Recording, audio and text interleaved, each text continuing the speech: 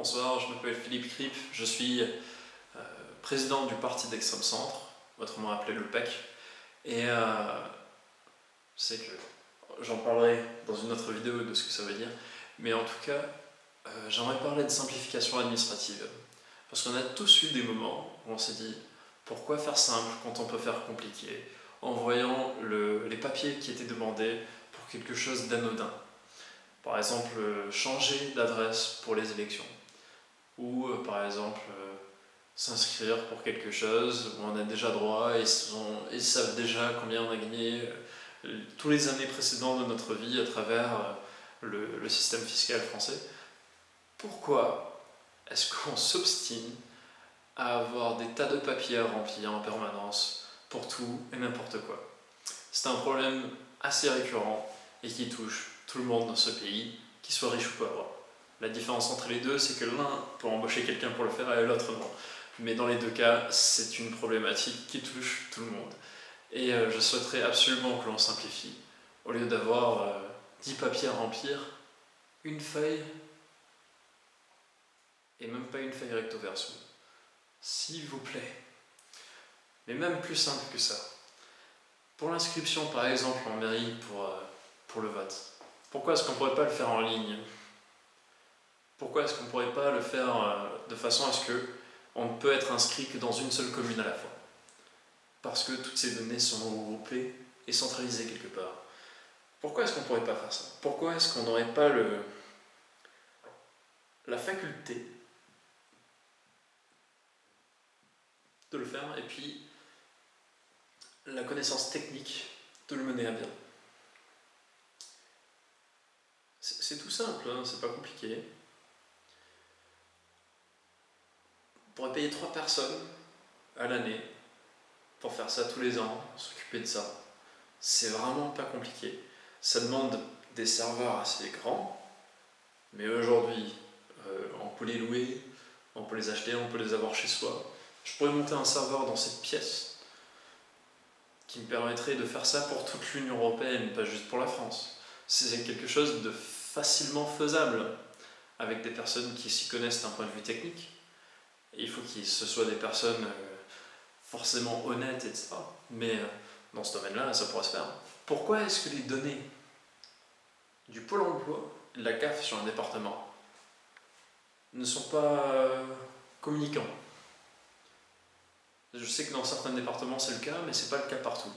Pourquoi est-ce que les données d'un Pôle emploi à l'autre, dans la même région, ne communiquent pas? Pourquoi est-ce que c'est pas le cas au niveau national? C'est des choses que je me pose comme question assez souvent. Pourquoi est-ce qu'on change les numéros dès qu'on change de département? Récemment, le gouvernement sortant, le gouvernement socialiste, voulait supprimer justement les départements. Mais pourquoi est-ce qu'ils n'ont pas supprimé justement cette problématique? Pourquoi est-ce qu'ils se sont pas posé la question de se dire tiens, on pourrait simplifier la vie de tout le monde si au lieu de déclarer 2 ou 3 fois ses ressources, plein d'organismes différents, on le faisait qu'une fois? Et puis du coup, si les choses se font en temps réel, pourquoi les aides ne pourraient pas se faire en temps réel? Pourquoi les aides, on doit attendre 3 mois pour commencer à les toucher? Et une fois, par exemple, le RSA socle, quand on ne travaille pas, ou le chômage, et pourquoi on n'y mettrait pas fin? Bon, aujourd'hui c'est prévu qu'on y mette fin 3 mois après le début du travail, selon les cas. Après, il y a des cas un peu spécifiques, chômage longue durée, ce genre de choses. Je comprends d'ailleurs qu'il y ait des cas spécifiques dans ces cas-là. Mais pourquoi est-ce que c'est décalé? Pourquoi est-ce qu'on aurait besoin de ça? On a un monde qui bouge. Je voulais pas faire référence à une banque, mais bref. On a un monde qui bouge et une administration qui est ancrée dans le sol, qui n'avance pas.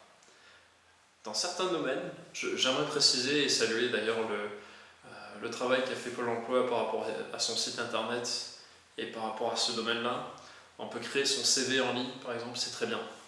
Je salue ceux qui ont pensé à faire ça et à ceux qui l'ont mis en place. Je vous remercie personnellement et je vous remercie pour tous ceux qui ont pu y avoir accès et en profiter. Parce que souvent on oublie de remercier les administrations publiques et l'État pour les choses qu'ils font correctement. Et j'aimerais vraiment ne pas oublier ce coup-ci parce que ça m'a simplifié la vie à plusieurs reprises. C'est comme ça que j'ai trouvé un stage, c'est avec le CV que j'ai créé sur le site du Pôle emploi. Et c'est comme ça que j'ai trouvé un travail également, parce que c'est avec ce CV-là que j'ai trouvé un travail en CDI. Du coup, je remercie tout à fait le Pôle emploi pour ça. Après, il y a des choses qu'on peut mieux faire et continuer à améliorer. C'est pas le Pôle emploi qui m'a trouvé un travail, c'est sur des sites privés annexes. Mais pourquoi pas un jour avoir un système où tout ça est imbriqué. Et en créant un compte chez Pôle emploi, on peut d'office aller faire des demandes ou faire des offres d'emploi ou des offres de travail sur les sites de tiers français, comme Pacajob par exemple en région Provence-Alpes-Côte d'Azur. Pourquoi pas?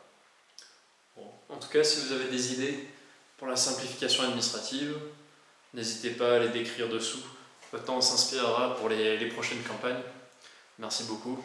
Je vous souhaite un agréable moment, qu'importe celui que vous passez. Au revoir.